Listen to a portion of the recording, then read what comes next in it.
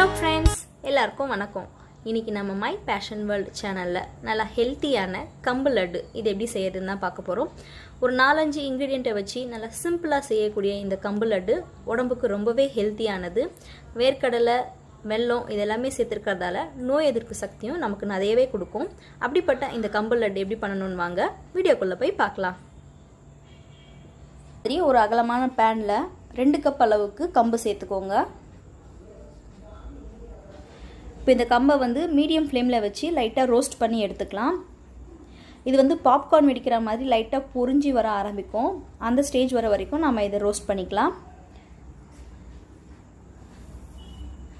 கம்பு எல்லாத்தையுமே நம்ம வறுத்து எடுத்தாச்சு. இதில் பார்த்தீங்கன்னா கார்ன் எப்படி பொரியுமோ அது மாதிரி இந்த கம்பும் ஹீட் ஆகிடுச்சுன்னா இந்த மாதிரி பாப் ஆகி வரும். அந்த ஸ்டேஜில் ஸ்டவ் ஆஃப் பண்ணிவிட்டு இந்த மாதிரி அகலமான பாத்திரத்தில் கொட்டி ஆற வச்சு நம்ம கொஞ்சம் கிரைண்ட் பண்ணி எடுத்துக்கலாம்.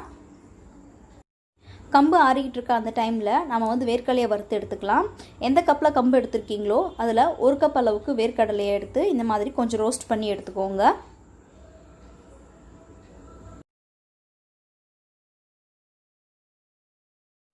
நம்ம அரைச்சி எடுத்துருக்க கம்பு மாவை இந்த மாதிரி ஒரு சலடையில் போட்டு சலிச்சு எடுத்துக்கோங்க. அப்போ சின்ன சின்ன கட்டி இல்லை கல் ஏதாவது இருந்ததுன்னா அந்த சலடையிலே நின்றுடும். மாவு நமக்கு நல்லா ஃபைனாக கிடைக்கும். நம்ம அரைச்சி எடுத்துருக்க கம்பு மாவு எல்லாத்தையுமே இந்த மாதிரி சலிச்சு எடுத்துக்கலாம்.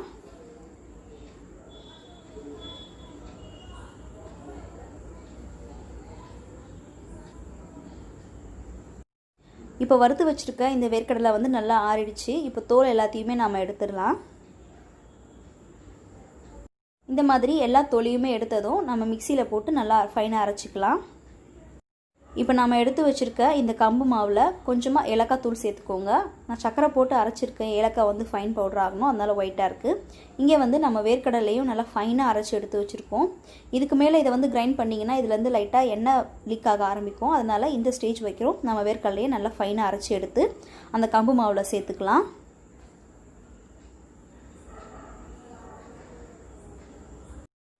இப்போ இதில் 1 கப் அளவுக்கு வெல்லத்தை நான் நல்லா இடித்து வச்சுருக்கேன். அதை இதில் சேர்த்துக்கலாம்.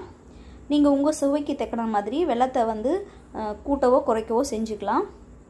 இப்போ எடுத்து வச்சுருக்க வெல்லம் எல்லாத்தையுமே இதில் சேர்த்துட்டு ஒரு கரண்டி வச்சு இதை ரஃபாக நல்லா மிக்ஸ் பண்ணி விட்டுக்கோங்க. இப்படி கலந்து விடும்போது நம்ம சேர்த்துருக்கக்கூடிய ஏலக்காய், வெல்லம், வேர்க்கடலை எல்லாம் நல்லா ஒன்றா கம்பைன் ஆகும். இப்போ இந்த மாதிரி கை வச்சு நல்லா அந்த வெல்லம் கம்பு மாவெல்லாம் ஒன்றா க்ரம்பிள் பண்ணி விட்டுக்கோங்க. இந்த மாதிரி கையில் இப்படி மாதிரி நசுக்கி விட்டு நல்லா க்ரம்பிள் பண்ணி விட்டுக்கிட்டிங்கன்னா நல்லா ஈஸியாக இருக்கும். நம்ம நெய் ஊற்றி பிசையும் போது இது மாதிரி எல்லாத்தையுமே க்ரம்பிள் பண்ணிக்கோங்க.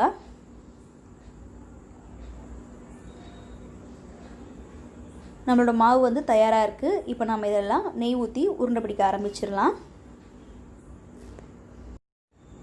இப்போ இதில் ஒரு 1/2 கப் அளவுக்கு நெய்யை உருக்கி வச்சுருக்கேன். நீங்கள் உருக்கின வெண்ணெய் கூட பயன்படுத்திக்கலாம்.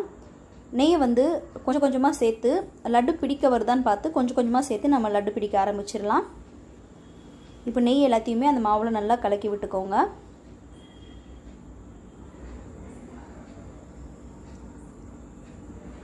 மாவு எல்லாத்தையுமே எடுத்து உங்கள் கையில் வச்சு இப்படி பிடிச்சிங்க அப்படின்னா லட்டு வர மாதிரி பக்குவத்தில் இருக்கணும். உங்களுக்கு இந்த மாதிரி லட்டு பிடிக்க வரல அப்படின்னா இன்னும் கொஞ்சம் நெய் அப்படி இல்லைன்னா உருக்குன வெண்ணெய் சேர்த்துக்கிட்டிங்கன்னா உங்களுக்கு ஈஸியாக இருக்கும். இப்போ நம்ம லட்டு பிடிக்க ஸ்டார்ட் பண்ணிடலாம். கை ஃபுல்லாக நல்லா மாவு எடுத்துக்கோங்க. அப்போ நல்லா உருட்டி பிடிக்கும் போது எக்ஸ்ட்ரா இருக்க மாவெல்லாம் உங்களுக்கு உதிர்ந்து நல்லா பர்ஃபெக்டான ரவுண்டுக்கு வந்துடும். கொஞ்சம் நல்லா ப்ரெஸ் பண்ணி பிடிச்சிக்கிட்டிங்கன்னா தான் லட்டு உடையாமல் கிடைக்கும். நம்ம எல்லா மாவையுமே லட்டு பிடிச்சி வச்சுக்கலாம்.